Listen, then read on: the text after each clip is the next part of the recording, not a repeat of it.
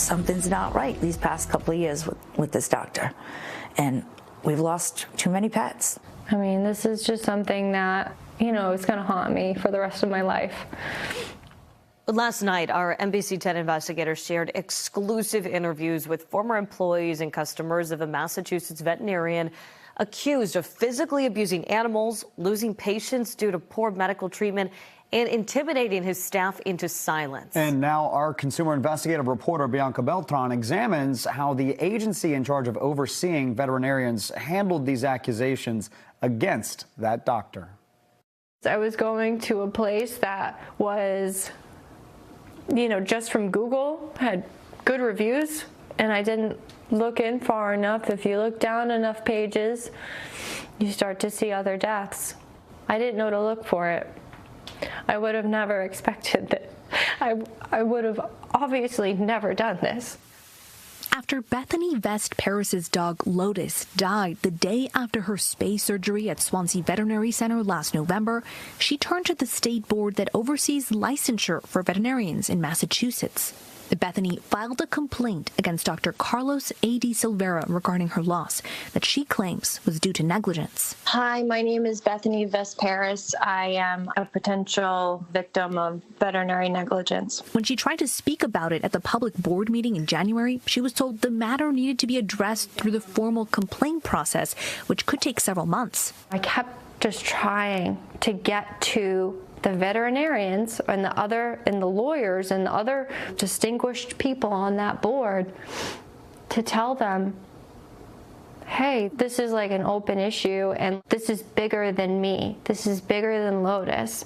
Before Lotus's death, Laura Petty, a former employee of Swansea Veterinary Center, submitted her own complaint to the board last August. In it, she alleged Dr. Silvera performed surgeries without protective gear, took controlled substances from the medical clinic for personal use, worked while under the influence of alcohol and marijuana, and was verbally abusive to his staff.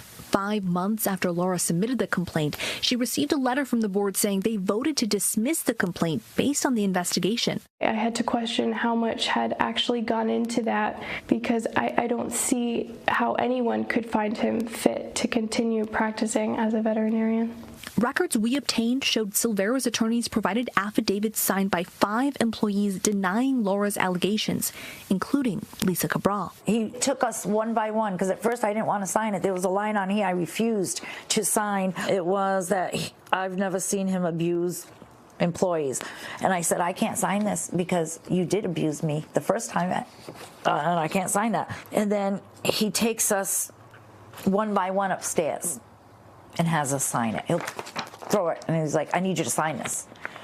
And of course, you want to keep your job.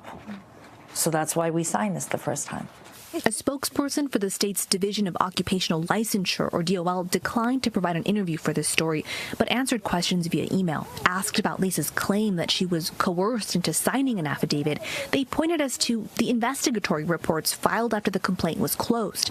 The investigation summary we obtained shows over the course of 2 months, the investigation consisted of sending a letter to Dr. Silvera, receiving a response from his attorney which denied all allegations, and sending it to the board for review.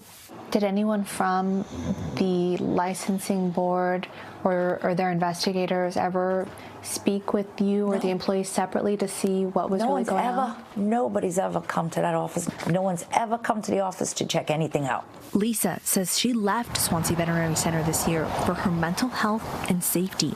The agency spokesperson said the DOL dismissed Laura's complaint after it requested additional information but did not receive it by their deadline. They said the agency reopened the case after receiving additional evidence but won't provide any details about that evidence until the matter is settled. The board says it referred the case to the DOL's prosecution team.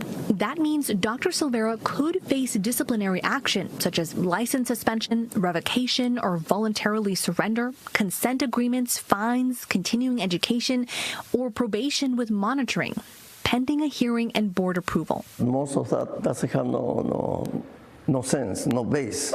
Dr. Carlos Silvera Sr. is overseeing business at the Swansea Veterinary Center while his son with the same name is in jail. He has his temper, he's strong, but Never abuse, nothing.